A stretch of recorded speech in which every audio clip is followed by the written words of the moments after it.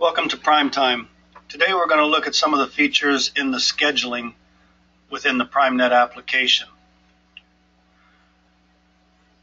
The Who's Not In widget requires scheduling in order to be able to bring you the data that you're looking for. So in order to tell who's not in, the system first needs to know who is supposed to be in order to bring the people that have not clocked in when they should have up front to view on the widget. Scheduling is also used when determining how to pay holidays in some instances. Some companies may require the employee to work the scheduled day before and the scheduled day after in order to receive the holiday. Some companies may prefer that a person receives only their scheduled hours for the holiday. This works great for part-time people that may only work maybe 4 or 6 hours, and if you've got that enabled in the software and their schedule set up, then when the holiday comes around, it's only going to give them the 4 or 6 hours or whatever you have placed into their schedule for that day. So right now, let's go ahead and jump right into the schedule templates. That's under configuration, rule setup, and then down to schedule templates.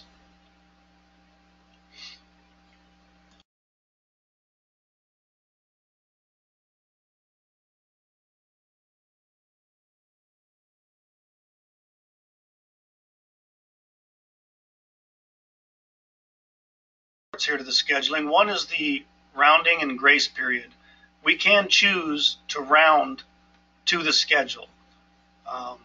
This is set up for 7 minutes before, 8 minutes after. This is a typical 15-minute with a 7-minute split or quarter-hour rounding, if you will. Some people may want to do the 30 minutes so that if the employee clocks in up to 30 minutes before they're supposed to, the time is not going to start counting down until their scheduled start time. Grace out, grace in. These here will also do the same as your round.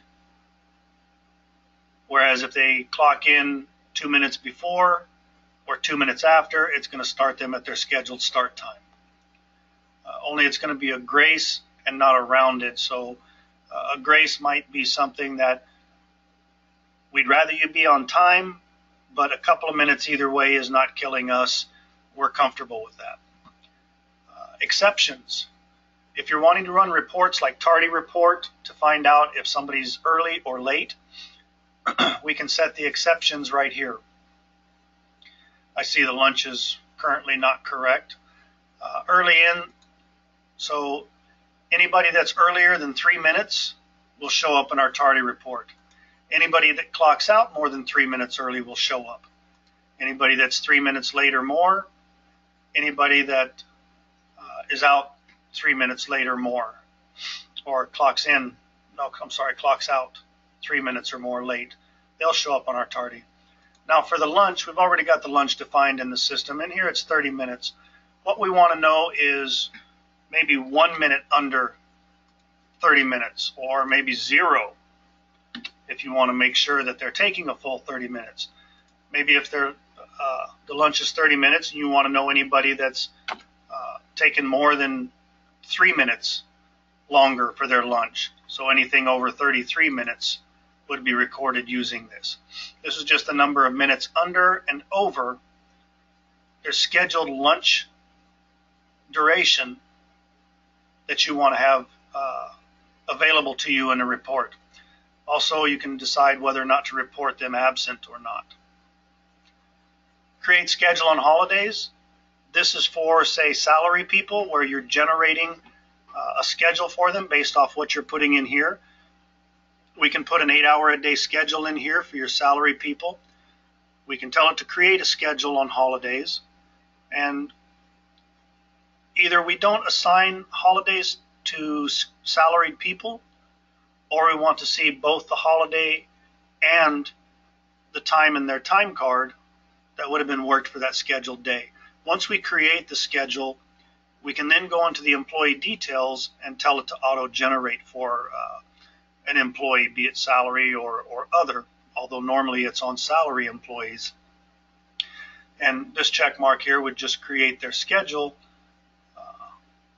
for a holiday as well. We look down here on our holidays. This is what's already been set up. And we see 3 to 11, half an hour lunch. Lunch starts at 7 p.m. If I click edit right here, I can see that Monday, 3 to 11, we can adjust by clicking on the clock here, or we can click in here to highlight, and we could even put in military time, click outside the box, or regular time with PM after it. Either way you want to use that, you're able to use that in the fields that require time. Lunchtime, the number of minutes that they take for lunch, be it 30, 45, 60 minutes. And lunch start. For most people, the lunch start is not something that's always the same time. The lunch start still needs a time in here, though. Just as long as a time is entered in here, it'll be happy when you save it. I normally just pick a halfway point between the start time and the stop time, place that in here, and then save. So to create a schedule from scratch, we'll show you that in just a second. Each of these happen to be the same day and the same start and end time. It's a fixed shift, Monday through Friday, and this is a template. Once you've created your template, you can save it. For this particular one, I already have employees on this, so maybe I made some changes to it, as I did with the lunch actually up at the top, so I wanted to rebuild the current pay period, and I click save. For schedules that don't have employees assigned to it, you would see a blank like this, and it wouldn't ask that. So let's go in and let's create a schedule. We're going to come up here and click Add New Schedule Template. Do you want to copy an existing schedule template? For this instance, I'm going to say yes. I'm just going to choose one, the one that we did right here, and I'm going to select copy. The reason I did that is because it places all these items in here for me. I don't have to spend time coming up here to try to do that or go back and forth to figure out what we did have in there. It already brings that up in here. I do need to change the name.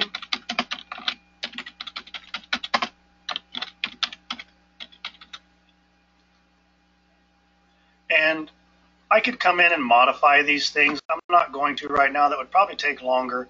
I'm just going to go through and delete each one.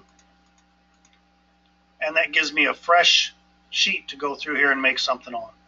So I'm going to click Add New. You'll notice I didn't use the Create Schedule on holidays.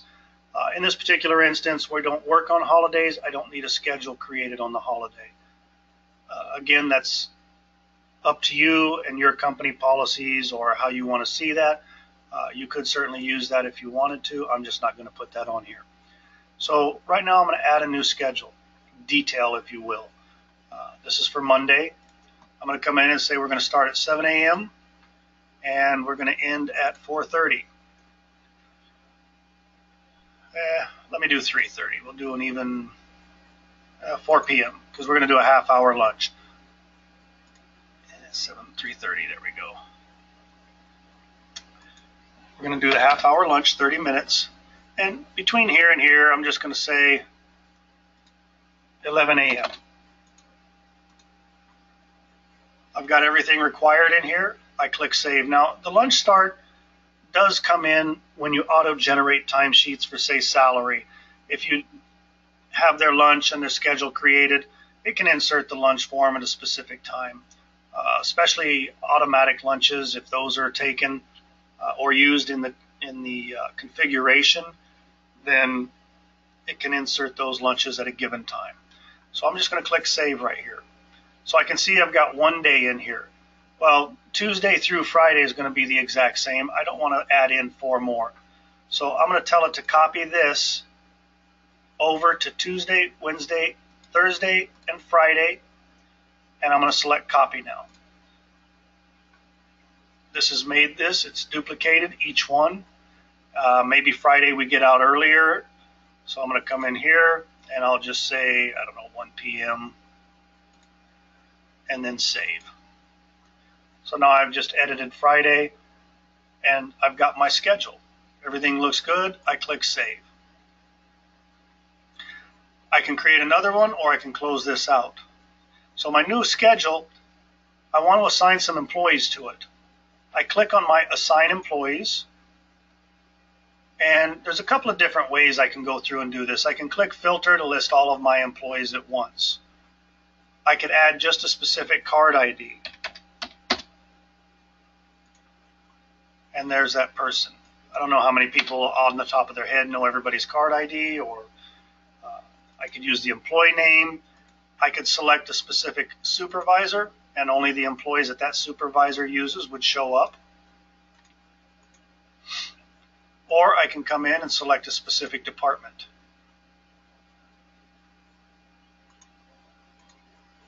And only these people are in that department. I could then go ahead and select the employees I wanted, or I could click right here to select all of them, click it again to deselect all of them, and I can select Confirm. Are you sure you want to save the changes? Before I do that, the other items here, if you've got more than one department type or one organizational level, then you could narrow it down even farther and filter, and there's nobody that meets all three of these criterias. But that's why you've got the added ones in there. So we're just going to select all, and only Department 57, and there we go. So I click Confirm. You sure you want to? Yes. Click OK. Employees assigned successfully. Click OK. Now it wants me to know when it wants me to set this schedule into motion. If I want it to start, or the schedules to begin on the next pay period, I can just select this. If I want it to be on the current pay period, I select the Rebuild Current Pay Period. Then select Save, and it goes through and does that in the back end. So I'm going to look here. Davey Test is one of our employees that we have on it. So let's go take a look at Davey's time card. Move over to the timesheet. And there's Davey. Now all I did for that, if you haven't used this before, is I clicked right here. This highlighted the whole field, so that when I begin typing Davey, it's going to bring me up my results down below. I can just click on them. So it's kind of a fast search, if you will. That brings up Davey. I can scroll down, and now I can see the schedule we created for him, 7 to 3:30, 8.5 hours, 6 hours on this day. So it's basically a template that you're creating and then assigning that template to multiple employees. You can create multiple templates and assign one template to one employee if you wanted, or one template to 3 employees, however you wanted to do that. Once the template's there, it's been assigned, we can come in and edit individual days on this. So maybe I've had an employee come to me and say, oh, you know what, I'm not going to be able to be here tomorrow at 4 a.m. Like you wanted me. I've got this and this going on. So we're going to have Davey be in Saturday or Friday at 4 a.m. instead of 7 a.m.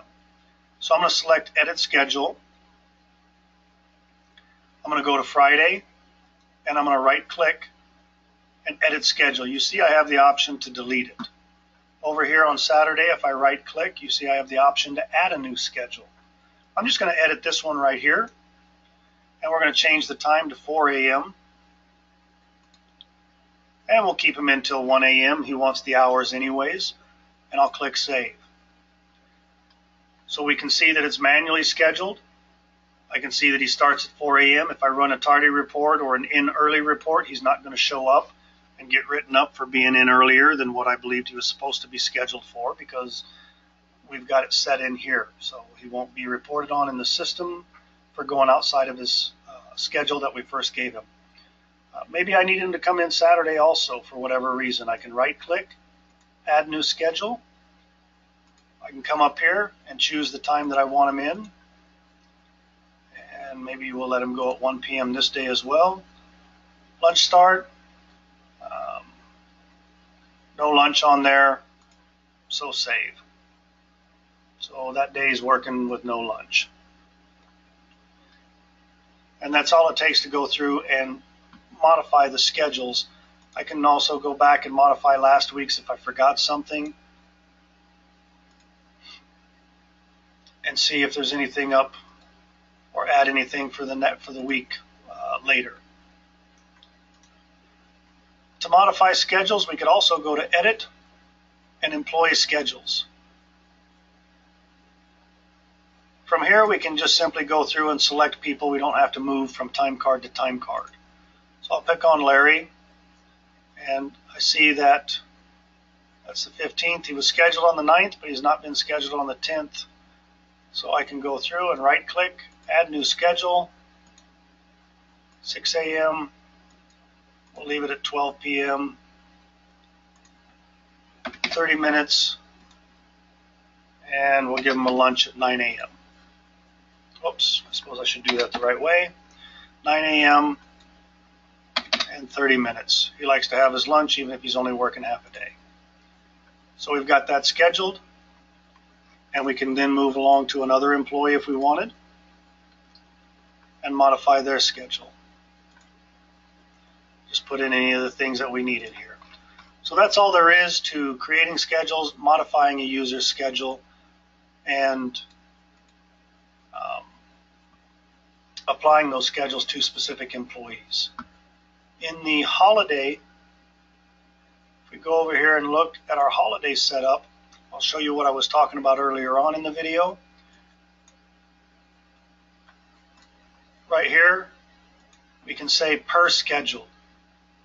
So if the holiday fell on that Saturday where the employee was only scheduled for 6 hours, then it would only pay that employee 6 hours for that day. It would also pay them for the 6 hours plus the 6 hours they worked if this box was checked, benefit if worked. So we'll uncheck this, we'll make this back at 8, we'll click Save, and come down to the bottom and save our holiday. And that concludes the configuration and application of the schedule. One other thing that the schedule does affect, other than the who's not in, is down at the bottom, you have a scheduled versus actual hours. And down here we can see the orange line was the scheduled 585 hours. The blue line was what the employees actually worked, 134. So we can see this ongoing trending of how well I was doing on scheduling versus actual hours.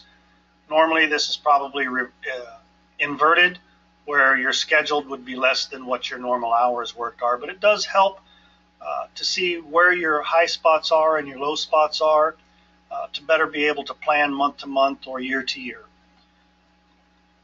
So that's it for today's presentation on schedules and scheduling templates. If you have any questions, don't hesitate to reach out to us. Thank you.